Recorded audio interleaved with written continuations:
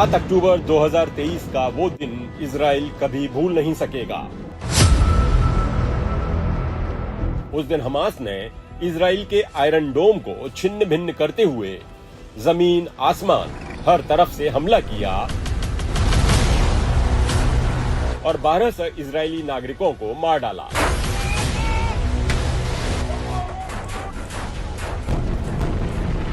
यही नहीं, उसने सैकड़ों इजरायली नागरिकों को बंधक बना लिया और बहुत सारे लोगों का उत्पीड़न भी किया, जिनमें महिलाओं को बहुत बुरा सलूक झेलना पड़ा।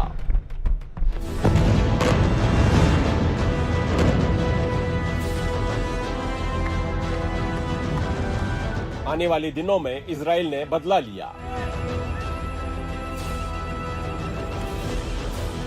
एक भयावह बदला।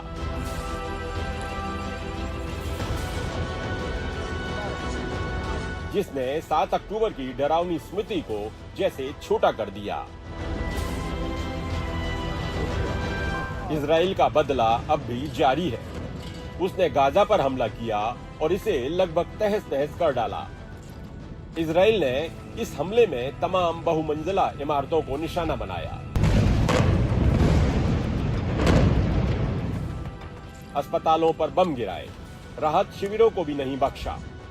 दावा किया कि यहां हमास के लड़ाके छुपे हुए हैं। इजराइल के इन चौतरफा हमलों में अब तक 33,000 से ज्यादा फिलिस्तीनी नागरिक मारे जा चुके हैं। इनमें बहुत बड़ी तादाद महिलाओं और बच्चों की है।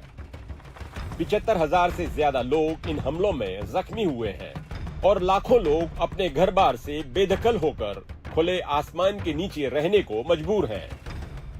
दरअसल इन हमलों ने गाजा को एक शहर की जगह खंडहर में बदल डाला है।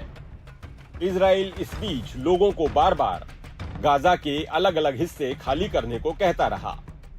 लेकिन खतरनाक बात बस ये नहीं कि इजराइल और फिलिस्तीन के इस युद्ध में एक पूरी आबादी तबाह हो रही है। इस युद्ध के छींटे पश्चिम एशिया पर पड़ रहे हैं, समुद्री कारोबार पर पड़ रहे हैं और खतरा ये है कि ये 6 महीने खिंच चुका ये युद्ध और बड़ा न होता जाए। इस युद्ध में इजराइल ने अलग अलग मौकों पर सीरिया और ईरान को निशाना बनाने की कोशिश की है। सबसे पहले दमिश्क हवाई अड्डे पर हमला हुआ, जब वहां ईरान के विदेश मंत्री आने वाले थे। 2 दिन पहले दमिश्क में ही ईरान के वाणिज्यिक दूतावास पर हमला कर इजराइल ने ईरान के 7 अधिकारियों को मार डाला। ईरान लगातार इस पर बदला लेने की बात कर रहा है।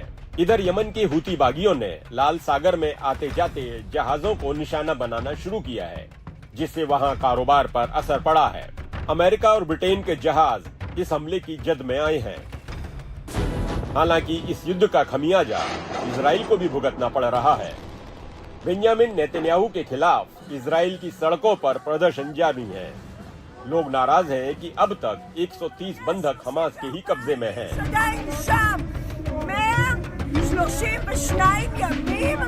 वहां सितंबर तक चुनाव कराने की बात हो रही है। यही नहीं, नेतन्याहू से अब अमेरिका भी नाराज है। इजराइल के साथ पूरी तरह खड़े बाइडेन को अब एहसास हो रहा है कि ये युद्ध उनकी राजनीति को भी नुकसान पहुंचा सकता है। इस बार सुरक्षा परिषद के युद्ध विराम प्रस्ताव को अमेरिका ने इसी वजह से वीटो भी नहीं किया। तो 6 महीने बाद भी युद्ध जारी है। लोग मारे जा रहे हैं और दुनिया डरी हुई है कि युद्ध और ज्यादा न पसरे।